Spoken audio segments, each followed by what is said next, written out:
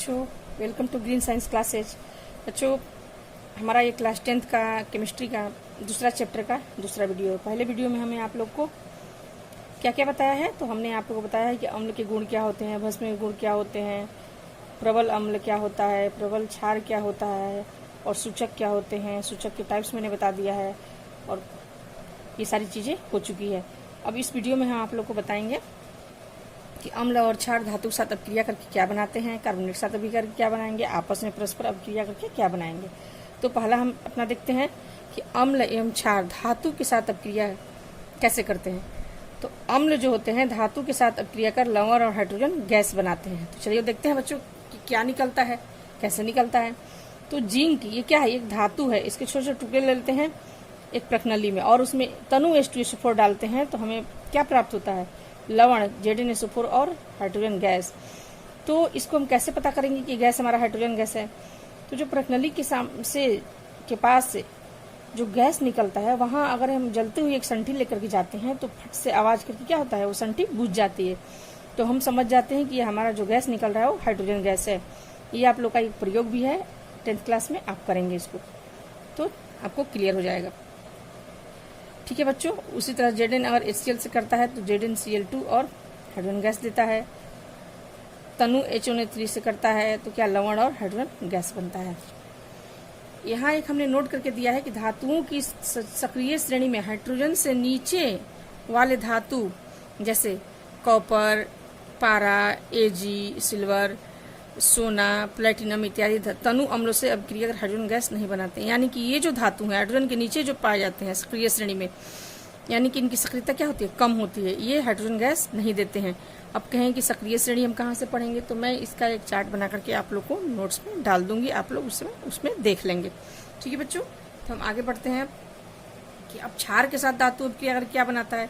तो भस्म के साथ भी धातु अपक्रिया कर लवण और हाइड्रोजन गैस ही बनाता है। जैसे Zn क्या हो गया, धातु हो गया, NaOH भस्म हो गया और क्या बनाता है, सोडियम जिंकेट और हाइड्रोजन गैस, यहाँ भी हाइड्रोजन गैस है ये। अब हम दूसरा देखते हैं कि धातु का कार्बोनेट तथा धातु का बाई कार्बोनेट से अम्ल की अभिक्रिया। तो सभी धातु के जो कार्बोनेट, तो एक हम कार्बोनेट लेते हैं सोडियम कार्बोनेट, क्या हो गया, धातु के कार्बोनेट हो गया, किससे अभिक्रिया कर रहा है, तो अम्ल, यानी कि HCl क्या है, ये हमारा अम्ल है। तो क्या बनाता है, लवण, जल और गैस। गैस में कौन सा गैस बनता है, तो कार्बन डाइऑक्साइड। अब दूसरा देख ले हैं धातु के बाई कार्बोनेट या इसी को कहते हैं हाइड्रोजन कार्बोनेट। तो सोडियम बाई कार्बोनेट में जब HCl गैस प्रवाहित करते हैं तो क्या बनता है, NaCl, जल और CO2 गैस। अब तीसरा हम देखते हैं क्या लिखे हैं हम, तो ये हमारा कैल्शियम कार्बोनेट है, उसमें HCl गैस प्रवाहित करते हैं तो अम्ल प्रवाहित करते हैं तो क्या निकलता है, CaCl2 H2O CO2 गैस। तो हम कैसे पता करेंगे बच्चों कि ये CO2 गैस है। ये जो CO2 गैस है, तो इससे जो हमारा जो गैस निकलता है तो उसको हम चूने के पानी में जब प्रवाहित करते हैं तो ये कलर, चूने का कलर कैसा होता है, चूने का पानी का रंग दुधिया हो जाएगा। अगर दुधिया हो जाएगा तो हम समझ जाएंगे कि ये जो हमारा गैस निकला है वो कार्बन डाइऑक्साइड है। ठीक है बच्चों, अब अगला हम अपना पॉइंट देखते हैं कि हमारा अब अगला क्या है। तो अगला हमारा है अम्ल एवं भस्म की आपस में अभिक्रिया करके क्या बनाते हैं, अम्ल और भस्म। अम्ल और भस्म की अभिक्रिया के फलस्वरूप लवण तथा जल बनते हैं। जैसे हमारा क्या हो गया, ये हमारा हो गया आपको NaOH जो हुआ भस्म हो गया और HCl अम्ल हो गया। ये मिल करके क्या बना दिए, ये मिल करके बना दिए NaCl लवण और ये जल। दूसरा हमारा ये हो गया NaOH, ये भी क्या है, क्षारक है, H2SO4 क्या है, अम्ल है, ये मिल करके Na2SO4 सोडियम सल्फेट बनाए लवण और जल। अब अगला अभिक्रिया देखते हैं।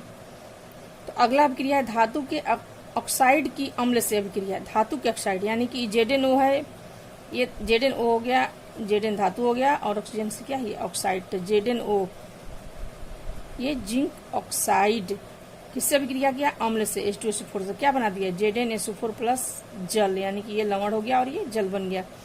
कैल्शियम ऑक्साइड ये धातु का ऑक्साइड हो गया, HCl हमारा अम्ल हो गया, अब क्रिया कर क्या बना दिया, CaCl2 प्लस H2O, यानी कि लवण और जल बन गया। ये धातु के साथ हो गया। अब अधातु के साथ देखते हैं तो अधातु के ऑक्साइड जैसे CO2 हुआ, सल्फर डाइऑक्साइड हुआ की प्रकृति क्या होती है, अम्लीय होती है। और जो चूना जल की अभिक्रिया जब हम इससे कराते हैं, किससे, CO2 से, यानी कि धातु के ऑक्साइड से, किसकी अभिक्रिया, ये क्या है, ये भस्म है।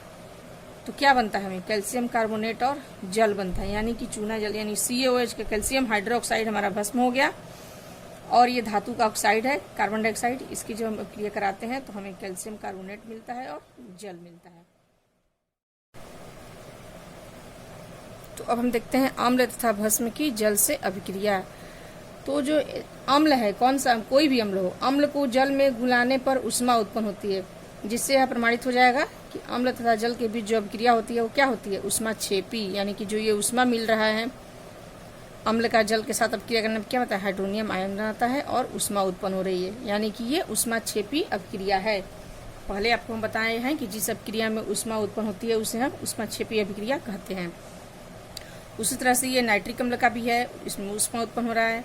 ये क्या है, ये हमारा है सल्फ्यूरिक अम्ल, इसका भी जल से अभिक्रिया कराते हैं तो उष्मा उत्पन्न होती है। उसी तरह से हम क्षार का देख रहे हैं कि क्षार जो है उसका जल से अगर अभिक्रिया कराते हैं तो क्या बनता है, सोडियम हाइड्रोक्साइड की छोटी गोली को जल में मिश्रित करने पर उष्मा उत्पन्न होती है। ये भी उष्माक्षेपी अभिक्रिया ही है। Na+ और OH- आयन बना, ये ही OH- आयन यानी हाइड्रोक्साइड आयन से हम अम्ल की प्रबलता बताते हैं कि कौन अम्ल प्रबल है या दुर्बल है।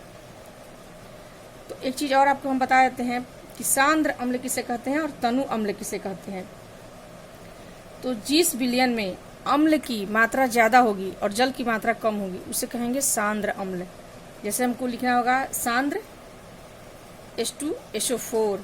इससे क्या पता चलेगा बच्चों, इससे पता चलेगा कि हमारा जो अम्ल है वो क्या है, स्ट्रॉन्ग है, उसमें एसिड यानी कि H2SO4 की मात्रा ज्यादा है और जल की मात्रा कम है।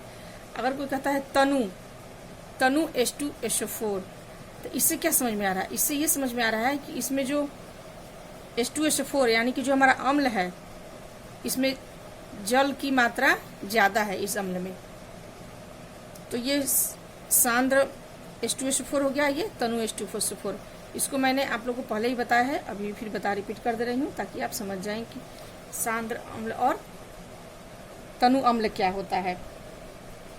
और हमारा जो आपको अभी दिखाएं कि अम्ल जो होता है जल में घुल कर क्या देता है, H आयन, और क्षार भी जल में घुल करके OH आयन देता है। इससे हमें पता चलता है आयन की, अम्ल की प्रबलता। तो आज हम बच्चों अब एक चीज और बता दें आप लोग को कि क्षार क्या होता है, क्षारक और क्षार में अंतर क्या होता है। क्षार, सभी क्षारक जल में घुलनशील नहीं होते हैं। जल में घुलनशील क्षारक को ही हम क्षार कहेंगे, जैसे NaOH, KOH, calcium hydroxide, ammonium hydroxide, ये सब क्या है, क्षार हैं। तो सभी क्षार क्षारक हो सकते हैं लेकिन सभी क्षारक क्षार नहीं हो सकते हैं बच्चों। तो ये कभी कभी पूछता है क्षार और क्षारक में अंतर बताएं, तो ये आपको बताना होगा। और अम्ल भस्म में भी अंतर पूछता है, तो आप लोग इसको भी तैयार कर लेंगे। मैं बार बार बोल रही हूँ कि मैं सारे वीडियो के साथ PDF में नोट्स बना के आप लोग को दे रही हूँ ताकि आप लोग को प्रॉब्लम नहीं होगा। ठीक है, वीडियो बच्चा बहुत लंबा हो जा रहा है इसलिए छोटा छोटा वीडियो बना रही हूँ ताकि आप अच्छे से पढ़ें और समझें। Okay, thank you.